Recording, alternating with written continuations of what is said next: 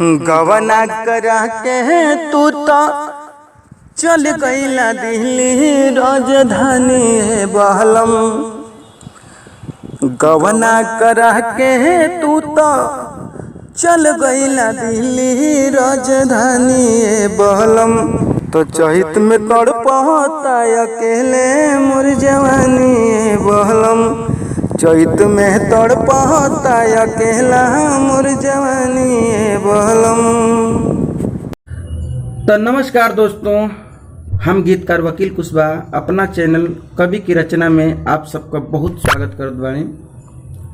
तो भाई लोग जैसन कि काल बतैले रहनी कि काल एगो बहुत सुंदर मैटर लेके आई आप सबके बीच में चैता का तो लेके आइल बानी, जेकर आप सब मुखड़ा सुननी है जा। अगर अच्छा लगल होके तो के लाइक कर दी, शेयर कर दी, कमेंट में बताएं कैसन लगल। ऐसे सुंदर सुंदर मैटर पावे खातिर हमारा चैनल के सब्सक्राइब कर ली कि क्यों भाई कोनो सिंगर भाई के फ्री में दम गा सकेला। अगर कोनो चार्ज नहीं खे तो सुनल जा और गावल जा, ऐसे ही सहयोग देते रही जा। ले गाना का अंतरा सुनल जा। सजिया का छूटे पसीना बुझा भोर वाला दर्द के भात खाए आइल नइखे काम बाटे मरद के।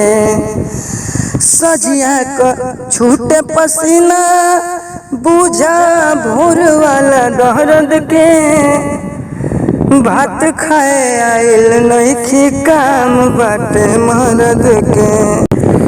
आग लागू नौकरी में तोहरा ना सोता हमारो रवानी बलम।